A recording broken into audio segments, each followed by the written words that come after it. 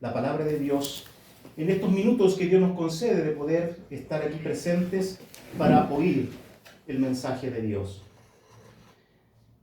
Como ustedes saben, he venido presentando una serie de lecciones con respecto a la unidad de la iglesia, la unidad perfecta que Dios quiere de nosotros. Y hemos abarcado prácticamente todos los factores de la unidad. Y hoy vamos a hablar sobre un factor más que nos queda dentro de este estudio y que vamos a leerlo ahí en Efesios capítulo 4 nuevamente. Vamos a abrir nuestras Biblias y vamos a leer en el versículo 6, donde aparece este último factor, que sería el número 7 factores de la unidad perfecta, o de la unidad del Espíritu, como dice aquí la palabra del Señor. Y aquí en el versículo 6 de Efesios capítulo 4, dice la palabra de Dios: un Dios y Padre de todos, el cual es sobre todos y por todos y en todos. Entonces aquí, mis amados hermanos, nos encontramos que en este último factor de la unidad del Espíritu, dentro de todos estos factores, se nos habla de un solo Dios, de un solo Dios, de un Dios y Padre de todos, el cual es sobre todos y por todos y en todos. Sabemos que el hombre se ha creado muchos dioses, y hay muchos dioses que el hombre sigue y reverencia. Sin embargo, nosotros sabemos que hay un solo Dios, el único Dios verdadero. Ese es el tema que vamos a estar viendo en esta ocasión, el único Dios verdadero. Vamos a comenzar con la introducción. Hace muchos años, realicé un trabajo de investigación sobre Dios que solicitó en aquellos tiempos un profesor de castellano. Ese profesor solicitó a todos que hiciéramos una investigación sobre Dios para su clase, y luego había que exponerlo y presentarlo. Este consistía en esclarecer lo que fuese posible, referente a la persona de Dios, por lo menos lo que se pudiera resolver. Por consiguiente, me dediqué un tiempo a explorar el conocimiento con respecto a este concepto clara e ineludiblemente religioso. O sea, cuando se hace un trabajo de investigación sobre Dios, es algo religioso, tiene que ver con religión. Ahora, me llevó a considerar varias cosas, diferentes aristas de aquel ser que llamamos Dios, que siempre ha estado en el escrutinio, no solo de la ciencia, porque la ciencia también, muchos científicos han investigado sobre esto, y otros también que son incrédulos, que son ateos y que niegan la existencia de Dios. Pero hay otros científicos que sí respaldan el pensamiento, la idea de que hay un Dios creador. Y también, no solamente a la ciencia, no solamente a hombres de conocimiento le interesa este tema, también le ha interesado a todos nosotros como personas comunes y corrientes. Todos nosotros somos personas comunes y corrientes, no somos científicos ni grandes personas estudiosas de la ciencia. Pero nos interesa el tema. A mí me interesó en aquel tiempo cuando hice este trabajo de investigación, y me llamó la atención muchas cosas. Muchas preguntas surgen cuando uno hace un estudio sobre Dios, tales como, por ejemplo, ¿quién es Dios? ¿Quién es Dios? Porque estamos hablando del único y solo soberano Dios, ¿ya? ¿Quién es Él? ¿Quién es Dios? ¿Cómo es su carácter? Y si existe, ¿cómo lo podemos dimensionar en nuestro entendimiento? Porque yo me pregunto, ¿quién es Dios? ¿Cuál es su carácter? Si existe, ¿cómo yo lo puedo dimensionar en mi mente humana? Porque estamos hablando del Dios creador, del universo y de todo lo creado, visible e invisible. Todo fue creado por medio de Él. Entonces, ¿cómo dimensionamos a Dios en nuestra mente? Y por eso tenemos que nosotros entender de que cuando estudiamos acerca de la persona de Dios, vamos a tener que ir especialmente a las Escrituras, porque allí es donde vamos a encontrar la respuesta a estas preguntas. ¿Cuál es su propósito? ¿Cuál es su voluntad para nosotros, sus criaturas? Porque si existe un Dios, tenemos que hacernos todas estas preguntas. ¿Cuál es su propósito? ¿Qué es lo que Dios quiere para mí? ¿Cuál es su voluntad? Y entonces ahí es donde hay varias preguntas que responder. Todas estas inquietudes son válidas y representan lo que el ser humano siempre ha querido saber a través de los siglos. ¿Quién es Dios? ¿Cuál es su carácter? ¿Cuál es su voluntad? Si existe, ¿cómo lo podemos dimensionar y entender en nuestra mente? Bueno, en cuanto a la investigación y conclusiones en aquellos días de mi adolescencia, realmente estoy hablando de mi adolescencia cuando hice esta investigación sobre Dios, yo me basé específicamente en los nombres de Dios que aparecían en el Antiguo Testamento. Fue bien interesante, porque encontré por allí una enciclopedia donde aparecían los nombres de Dios y el significado bajo el Antiguo Testamento. Y lo encontré muy interesante. Y empecé a trabajar en eso. Empecé a hablar sobre Dios en cuanto a su nombre y su significado. Hay varios nombres en el Antiguo Testamento que se dan a Dios y tienen un significado.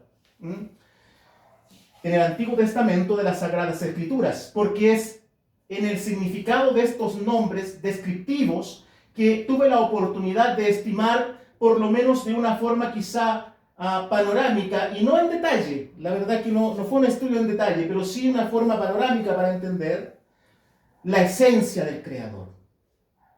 La esencia del Creador. Cosa que por la experiencia, a través de los años, hoy comprendo mejor. Hoy comprendo mejor. Estos nombres a los cuales me refiero fueron traducidos por los eruditos modernos, tomados del hebreo original en que fueron registrados por los profetas.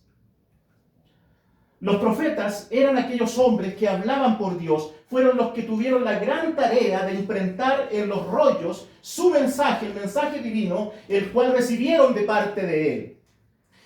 Es en este punto donde aparecen dos conceptos. Por un lado, la inspiración, y por otro lado, tenemos la revelación. O sea, cuando hablamos de los profetas que hablaron y predicaron y trajeron el mensaje divino, tenemos que entender que este mensaje vino por inspiración de Dios y por revelación de Dios. Son dos principios, dos conceptos diferentes.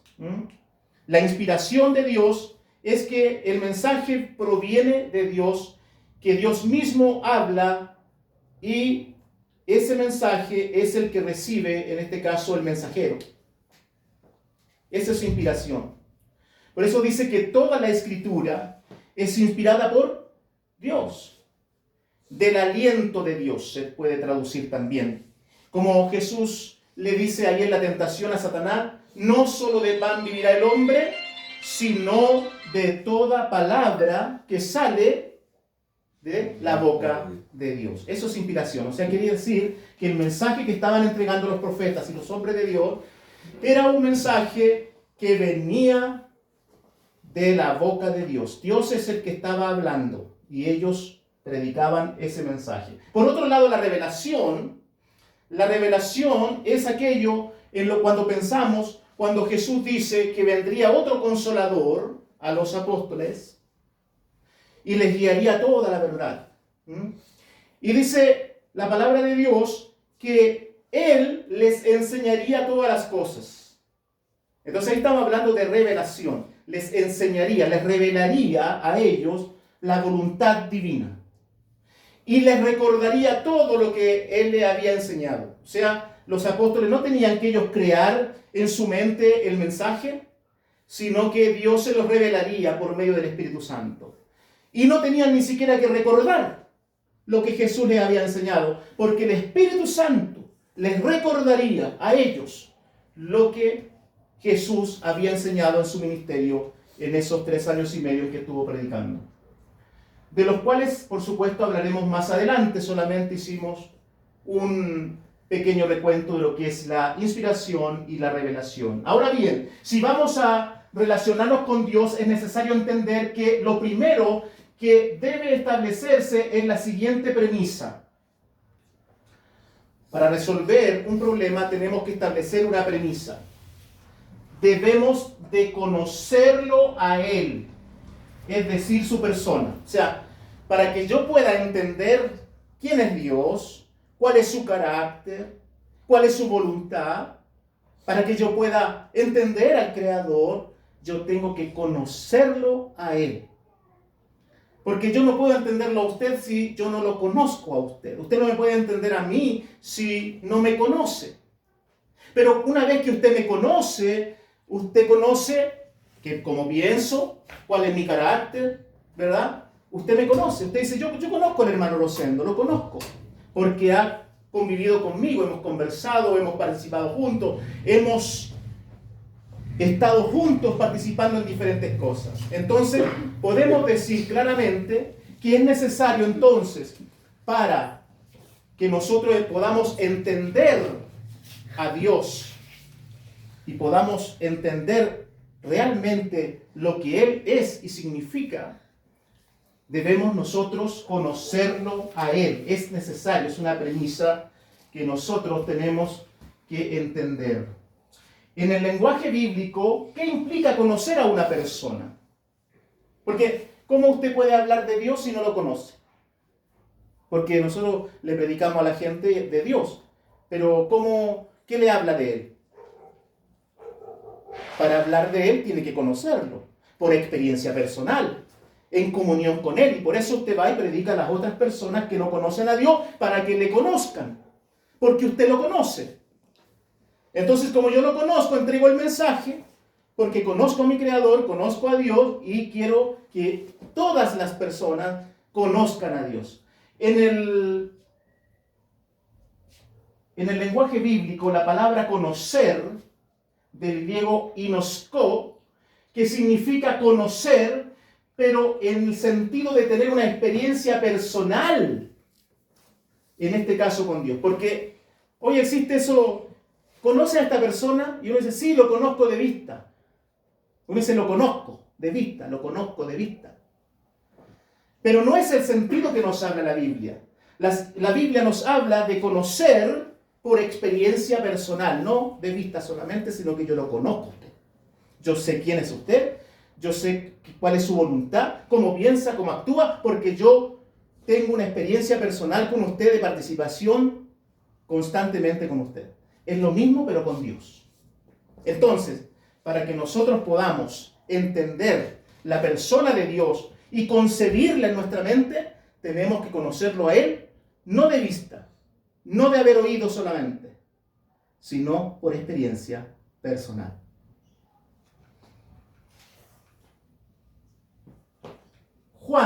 Primera de Juan capítulo 2, versículo 3 y 4, dice, y en esto sabemos que nosotros le conocemos.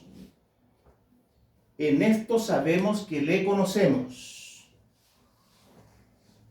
Si guardamos sus mandamientos, el que dice, yo le conozco y no guarda sus mandamientos, el tal es mentiroso y la verdad no está en él. Entonces, una persona que no cumple, que no guarda, que no obedece los mandamientos, podemos decir entonces que no conoce a Dios. Pero la persona que conoce a Dios, guarda sus mandamientos, porque lo conoce, sabe cómo piensa, sabe cuál es su voluntad, y quiere agradarlo, quiere obedecerle, porque es su creador, porque es su Dios. Lo conoce, y por eso cumple los mandamientos, por eso obedece los mandamientos. Y uno de esos mandamientos, por ejemplo, es no dejar de congregarse como algunos tienen por costumbre. O sea, cuando hablamos de reunirnos, es un mandamiento del Señor. Y si yo le conozco, si yo conozco su voluntad, entonces ¿qué voy a hacer?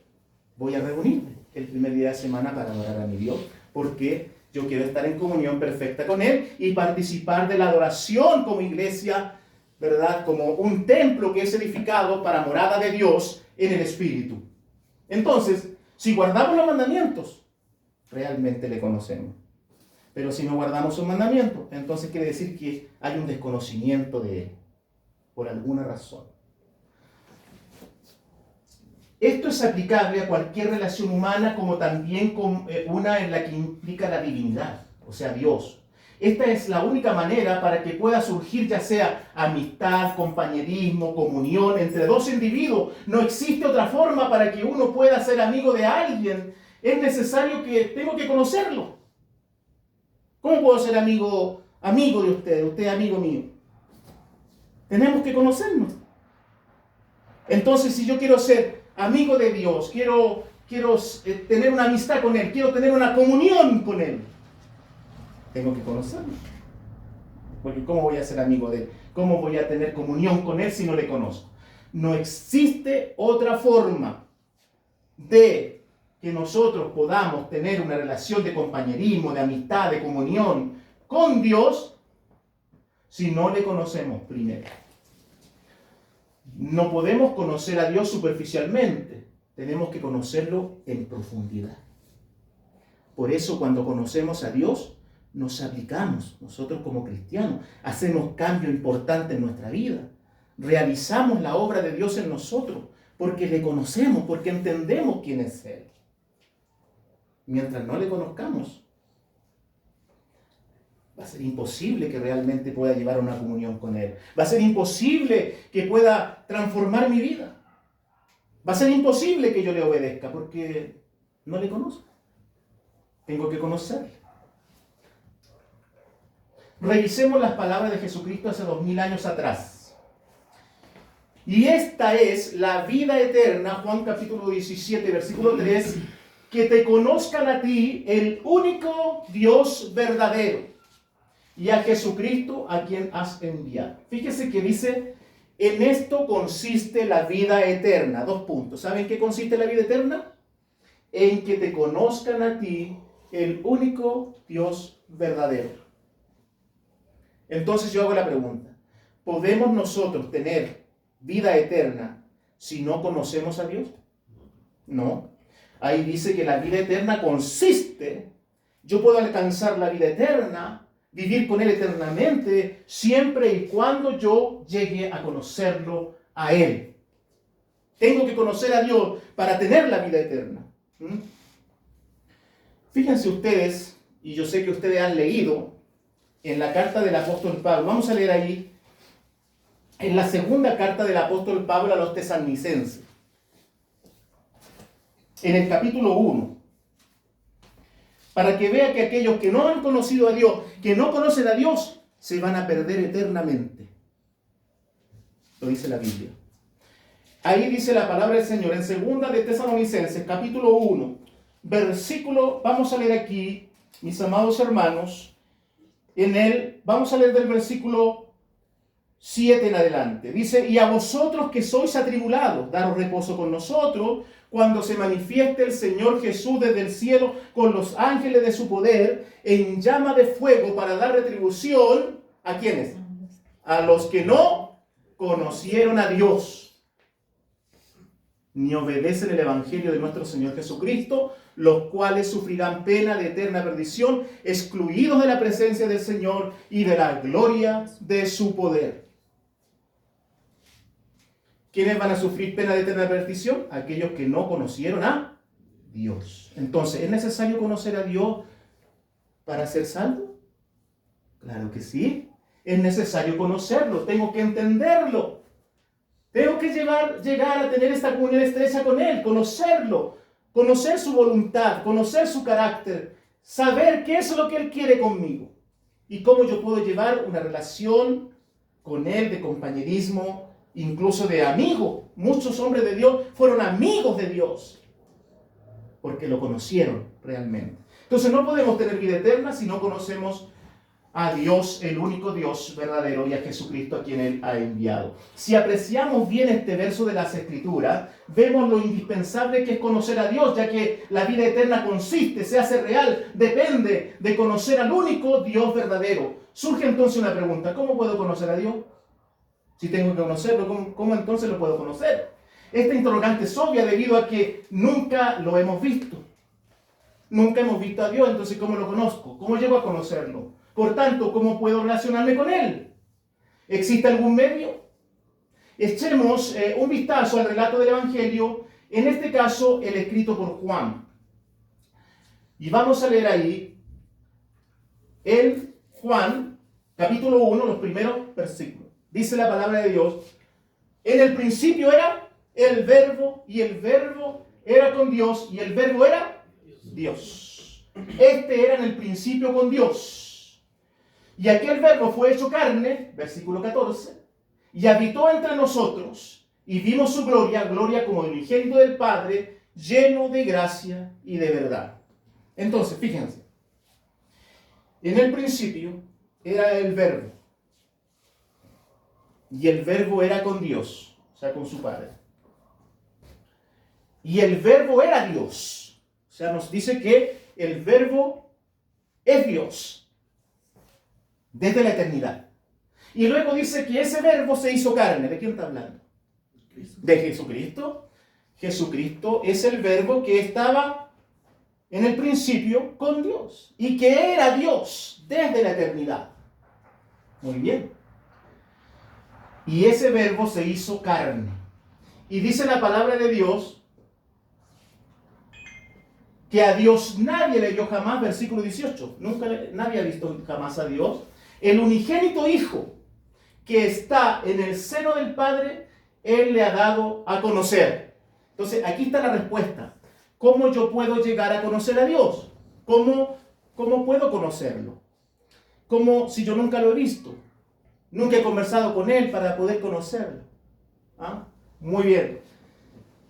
Dice ahí la palabra de Dios que Cristo Jesús, que se hizo hombre como nosotros, se habitó entre nosotros, vimos su gloria como el unigénito Hijo del Padre, Él le ha dado a conocer.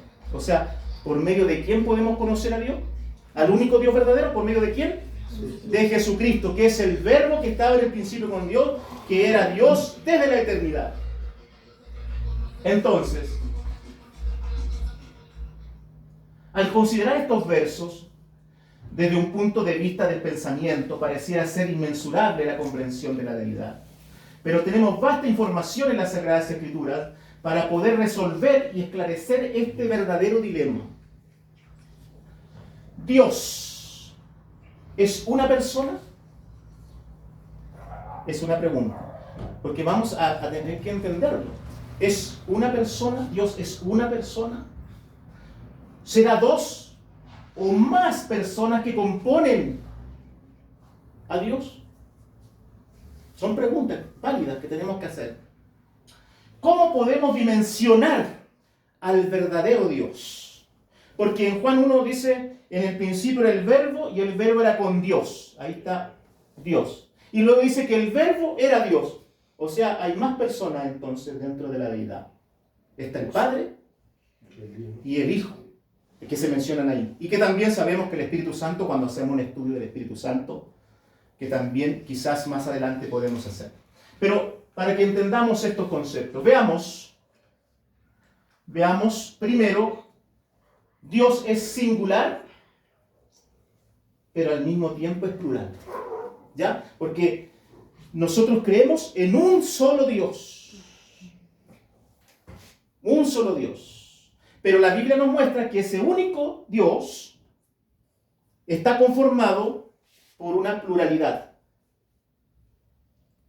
Dios singular, pero está conformado por una pluralidad de personas. Y eso es lo que vamos a ver. Y por eso vamos a establecer esta premisa. Dios es singular, uno solo, pero está conformado por una pluralidad. Muy bien. Para entender esto, dentro de los nombres atribuibles a Dios, que estudié en aquellos tiempos, en las Santas Escrituras encontramos uno que denota claramente pluralidad en la singularidad de la deidad. O sea, este nombre que vamos a ver, y que me interesó mucho cuando lo estudié en esos años, cuando estaba recién estudiando algo así como involucrarme profundamente en el estudio de las Escrituras, y que surge simplemente porque un profesor de castellano pide que se haga un trabajo de esa magnitud. Y yo lo hice por ese lado, y fui viendo los nombres, y uno de los nombres que me apareció fue el nombre que vamos a mencionar aquí. Este nombre denota claramente que hay una pluralidad, pero que es singular al mismo tiempo. Este vocablo en el hebreo es Elohim, Y esta palabra, en su significado natural y usual, significa dioses, porque es plural. Dios singular, pero Elohim es dioses en plural. ¿Ya? Ahora, dado a entender que la deidad es plural, es decir, el único Dios verdadero, singular, está constituido por más que una entidad divina. Y lo vamos a ver en los textos bíblicos. Para poder apreciar bien lo que se propone en las Escrituras Sagradas, debemos comprender las expresiones hebreas usadas para razonar un único Dios, pero que es plural en su conformación. Estos términos son Yahid en hebreo y Ejad en hebreo. Y son interesantes estas palabras que significan, las dos palabras significan uno. Yahid significa uno y Ejad también significa uno, pero en diferentes sentidos. Uno, pero en diferentes sentidos, y lo vamos a ver en las Escrituras. Expliquemos esto. Por su parte, Yahid significa uno en el sentido de único. Cuando la Biblia dice Yahid, en ese sentido significa único, único, uno solo, único. Muy bien. Por ejemplo, aquí tenemos algunos ejemplos bíblicos. En Génesis 22:2 dice, y dijo, toma ahora tu hijo, tu único, Isaac, a quien amas, y vete a tierra de Moriah, y ofrécelo allí en holocausto sobre uno de los montes que yo te diré. En este verso se usa el vocablo Yahid ahí, que es uno o único. Es verdad que Abraham tenía otro hijo, Ismael. Sin embargo, Dios reconoce a Isaac como el único, Yahid, como el único hijo del patriarca en este texto. Ahí es usado como único. Único. Uno solo, único. Muy bien. Otro verso similar es el siguiente. En Jueces 11:34, la Biblia dice, entonces volvió Jefté a Mizpa, a su casa, y aquí su hija que salía a recibirle con pandero y danza, y ella era sola, su única hija. Ahí aparece nuevamente el vocablo Yahid, su hija única, o sea, no tenía más hijas, su única hija, ¿ya? No tenía fuera de ella hijo ni hija, eso significa Yahid, uno solo, único. Nuevamente encontramos el término hebreo Yahid enfatizando su significado como único, como única, no había fuera de ella otra hija, era sola, como dice ahí la palabra del Señor. Las Escrituras de Dios en estos pasajes expresan claramente que el vocablo hebreo para hacer referencia al concepto gramatical uno en su forma absoluta es Yahid. Donde aparece esa palabra gramaticalmente significa uno absoluto, único. Muy bien. Por otra parte tenemos la palabra hebrea Ejad, que es la palabra usada por las Sagradas Escrituras para decir que Dios es uno. Y se utiliza esta palabra Ejad. En este sentido debemos notar que no es uno en absoluto, sino uno en unidad. Eso significa Ejad. Ejad significa uno, pero en unidad. Por ejemplo, dice para que todos sean uno, perfectos en unidad. Cuando estamos hablando de la unidad, ¿verdad? Cuando Jesús ora en Getsemaní dice para que todos, ¿cuántos serían? Varios, ¿verdad? Pero dice sean uno. O sea, muchos podemos ser uno. Dios en Él es único, es uno. Pero existen más personas en la deidad. El Padre, el Hijo y el Espíritu Santo. Los tres son uno. Están unidos perfectamente. Son tres personas diferentes. El Padre es uno, el Hijo es otro y el Espíritu Santo es otro, pero están unidos perfectamente, en unidad perfecta, en todo, en propósito, en deseo, en todo lo que Dios es en sí.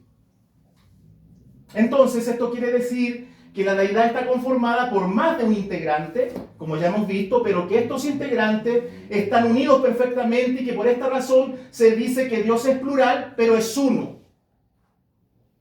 Ahí entendemos entonces la palabra que aparece en las escrituras, Elohim, que es plural de Dios, pero que es uno.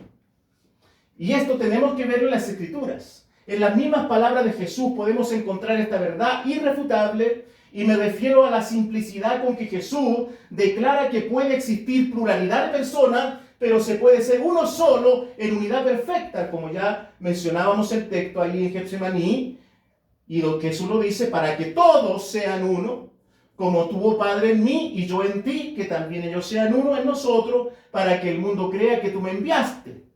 La gloria que me diste yo les he dado, para que sean uno, así como nosotros somos uno, yo en ellos y tú en mí, para que sean perfectos en unidad, para que el mundo conozca que tú me enviaste y que los has amado a ellos como también a mí me has amado. Muchos son uno. En ese sentido, Dios es plural, pero es un solo y único Dios verdadero. Analicemos esto desde el principio y vamos a ir a Génesis, porque esto hay que verlo en la Biblia. Muy bien. En Génesis 1:26, entonces dijo Dios, singular o plural. ¿No? Dijo Dios. Singular es uno. Ejad. Uno.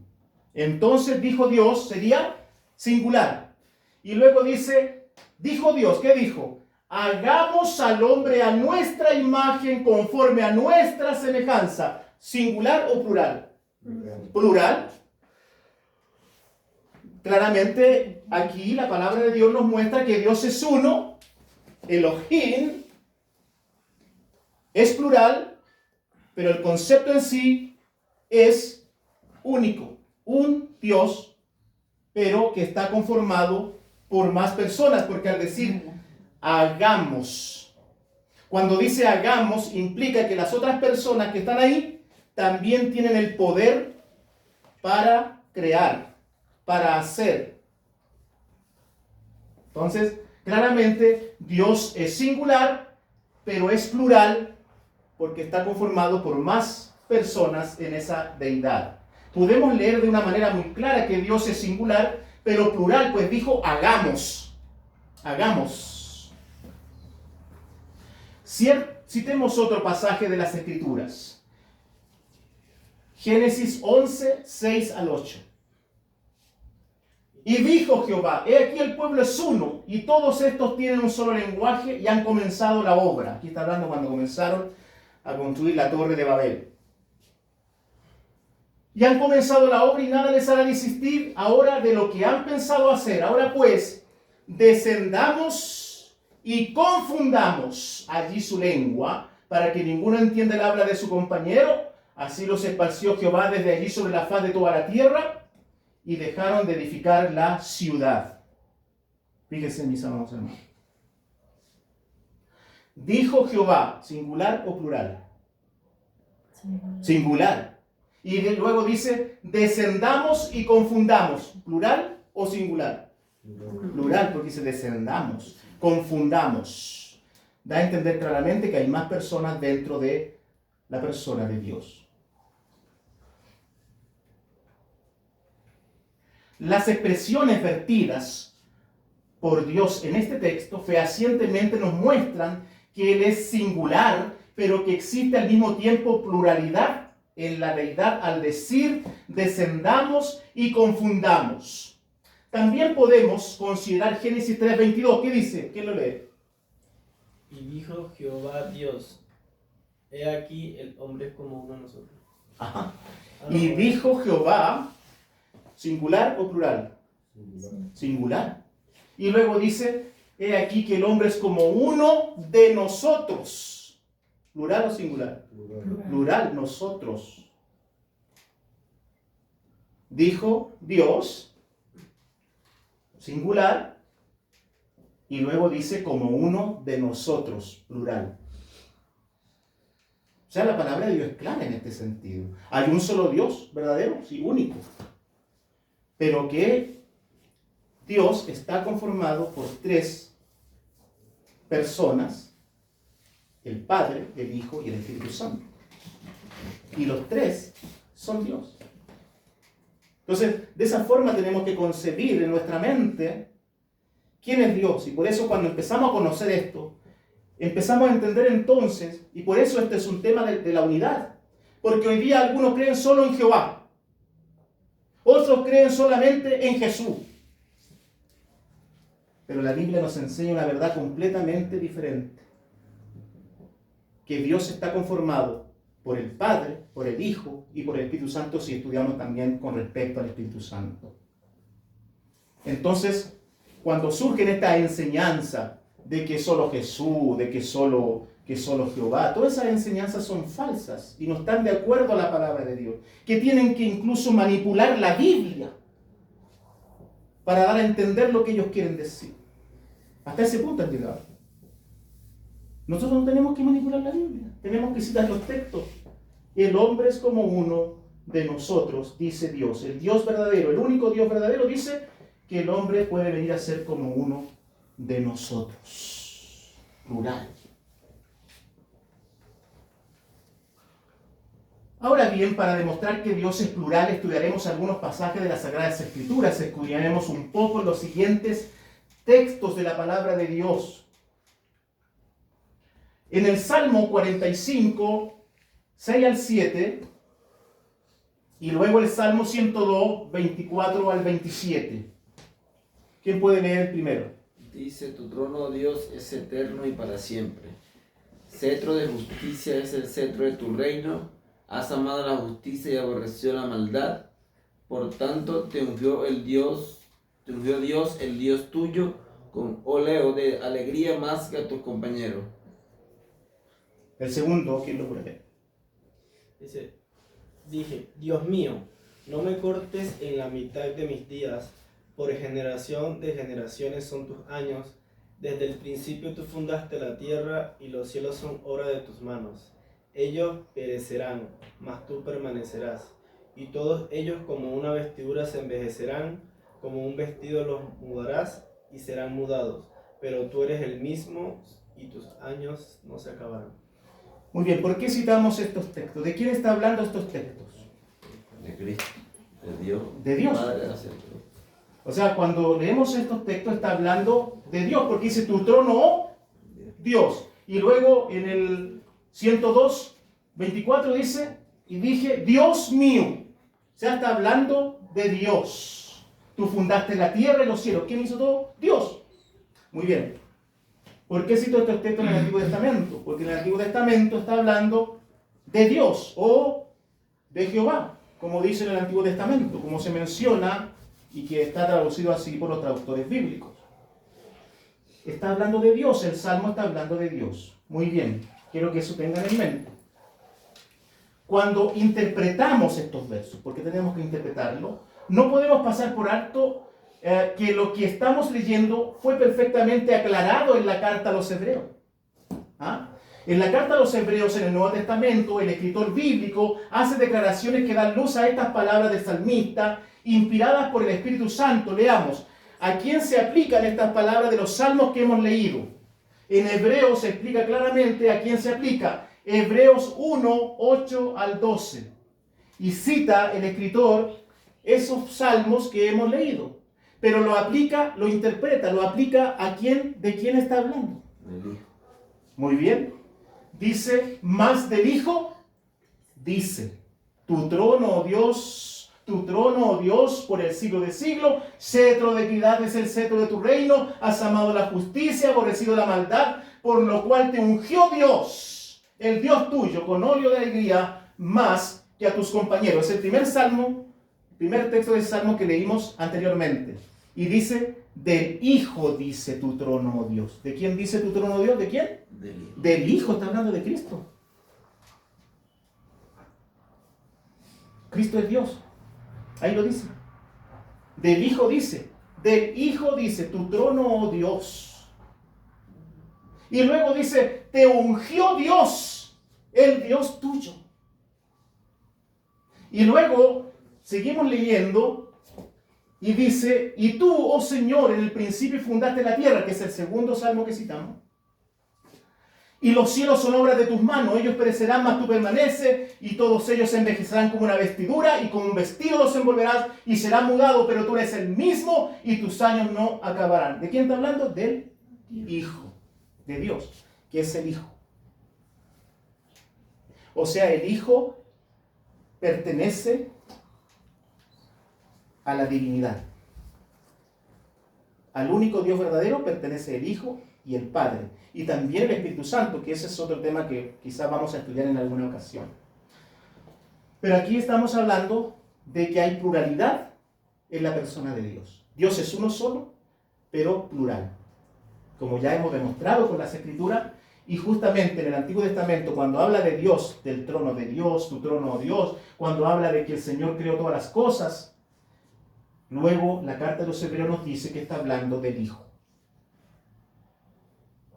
Entonces, claramente la deidad se compone de más personas, además del Padre. En los dos textos del salmista se está refiriendo a Dios. Lo interesante de lo que nos dice el escritor inspirado en la carta de los Hebreos es que cómo nos aclara la interpretación lo que mencionan los salmos. Es decir, que cuando las escrituras dicen en Salmo, tu trono, oh Dios, te ungió Dios, el Dios tuyo, y Dios mío, desde el principio fundaste la tierra y los cielos son obra de tus manos. Ellos perecerán, mas tú permanecerás, pero tú eres el mismo y tus años no acabarán. Está hablando del Hijo. El Hijo. Entonces quiere decir que el Hijo es una persona más dentro de la deidad donde está el Padre también. Por tanto, si somos capaces de notar las palabras que se dicen del Hijo, podemos concluir que la deidad está compuesta por más de un integrante al decir del Hijo, te ungió Dios. ¿Quién ungió Dios? Al Hijo. La respuesta es el Dios tuyo. Fehacientemente se muestra en esta escritura dos personas en la deidad. Te ungió Dios, el Dios tuyo. Dos personas que son Dios. Lo dice claramente la Biblia. Entonces, cuando estudiamos esto, nos damos cuenta de cómo podemos dimensionar a Dios, quizá de una forma sencilla. Consideremos otro texto que podemos entender de forma sencilla. Veamos ahí en la palabra del Señor, este texto dice Juan 14, del 7 al 9. Hermano, ¿qué dice? Ahí, léalo ahí. Juan 14. ¿Sí? Léalo ahí, está puesto. Sí, sí. Dice, si me conocieses, también a mi Padre conoceríais, y desde ahora le conocéis y le habéis visto. Felipe dijo, Señor, muéstranos el Padre y nos basta. Jesús le dijo, ¿tanto tiempo hace que estoy con vosotros y no me has conocido, Felipe? El que me ha visto a mí, ha visto al Padre. ¿Cómo pues dices tú, muéstranos el Padre? Muy bien, recordemos el texto que nos habla, mis amados hermanos, en Juan, Evangelio de Juan, capítulo 1, donde leímos ahí claramente, que a Dios nadie le vio jamás, pero el unigénito Hijo del Padre, que está en el seno del Padre, le ha dado a conocer. Entonces dijimos esta premisa, y por eso el argumento, la línea argumentativa del estudio siempre va a ser la misma, nunca se va a desviar para ninguna parte. Porque ahora dice claramente que el que ha visto a Cristo ha visto al Padre. Porque a través de Jesucristo podemos conocer al Padre. Y eso es lo que está diciendo cuando le dice ahí a sus discípulos, tanto tiempo hace que estoy con vosotros y no me has conocido, Felipe. El que me ha visto a mí, ha visto al Padre. Yo estoy dando a conocer al Padre en mi persona porque yo soy parte de la deidad. Yo soy parte de la deidad. Yo soy Dios. Y en el capítulo 1 de Juan dice que está en el seno del Padre, que está con el Padre ahora. Y también dice que estaba en el principio con el Padre. ¿Se da cuenta cómo la línea argumentativa no se desvía para ninguna parte y los textos bíblicos siempre van en una sola dirección, con una sola interpretación? No hay donde desviarse en esta verdad. El que me ha visto a mí, dice Cristo, ha visto al Padre.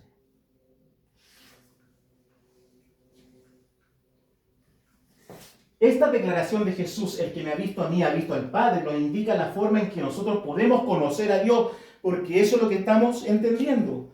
¿Cómo yo puedo conocer a Dios? A través de la persona del Señor Jesucristo. Y que es conociendo a Jesucristo. Él afirma que es la misma naturaleza del Padre, que es su igual. Jesucristo es su igual, es decir, su imagen. Colosenses 1:15 dice, y Él es la imagen del Dios invisible, el primogénito de toda creación. Y fíjense ustedes que en Hebreos 1:3 dice que Él es su sustancia. Cuando hablamos de la sustancia, estamos hablando en palabras humanas, de la misma química. Ahí aparece la palabra química en sustancia. Quiere decir que es de la misma naturaleza del Padre. Su forma, su igual, Filipenses 2:6, donde dice que Él no estimó el ser igual a Dios como cosa que aferrarse, sino que se despojó. No se aferró al ser igual a Dios, sino que se despojó de su gloria para venir a salvarnos. Se humilló solamente con ser hombre como nosotros, ya se humilló. Pero dice que se humilló más todavía, hasta la muerte y muerte de cruz. Muy bien. Y que Él es su plenitud. Colosenses 2:9 dice que en Él, en Cristo, habita corporalmente toda la plenitud de la deidad. Muy bien. Es su unigénito. Juan 1:18, cuando hablamos de unigénito, único de su clase, único de su genética, hablando humanamente, estamos hablando de algo espiritual y eterno como es Dios. Pero para que entendamos y concibamos en nuestra mente que Dios está en la persona de Cristo, porque Cristo es Dios. Y Él es el unigénito, es decir, de la misma naturaleza del Padre, con sus mismos atributos, que Él es igual a Él, que es su sustancia, que es su imagen.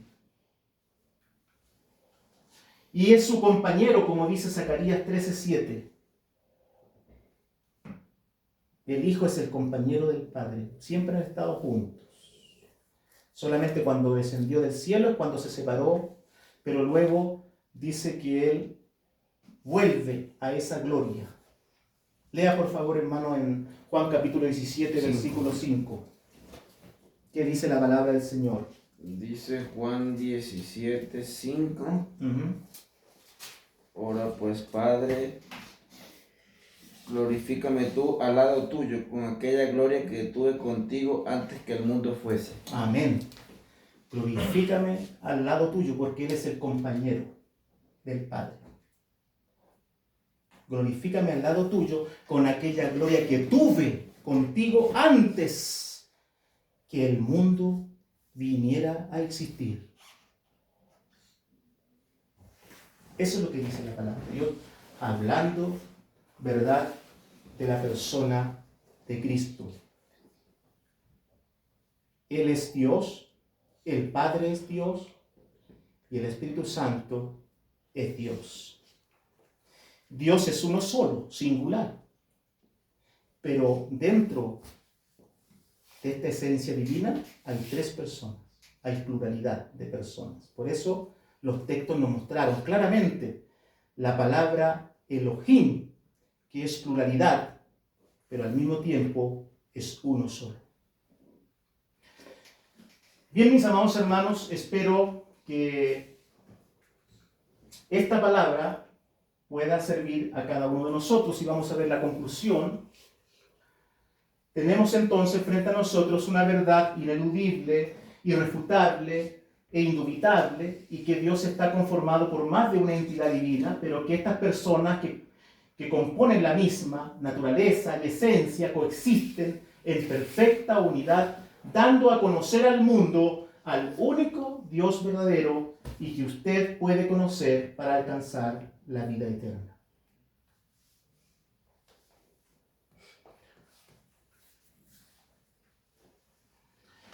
Bueno, mis amados hermanos, creo que ahí estaríamos concluyendo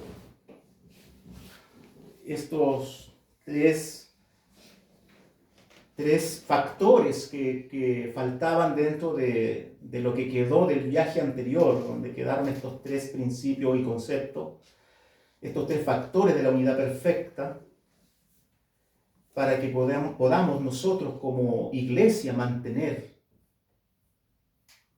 y profundizar más en la unidad que debemos tener como cristianos. Porque cuando entra la división es lamentable, pero se destruye el templo de Dios. Y nosotros debemos luchar por la unidad. He estado predicando estos temas en diferentes congregaciones, porque creo que es pertinente entender en qué se basa la unidad. Y la unidad se basa en el carácter que nosotros tenemos que tener como iglesia, tanto en el amor, en la paz que debemos tener, en la humildad, en la solicitud, y todo lo que hemos estudiado. Y también en lo que hemos estudiado en cuanto a la parte doctrinal y enseñanza de lo que implican estos 7 factores que permiten y que hacen posible la unidad perfecta de los creyentes. Que el Señor les bendiga, que el Señor les guarde y que esta palabra pueda tener cabida en cada corazón. Amén. Amén.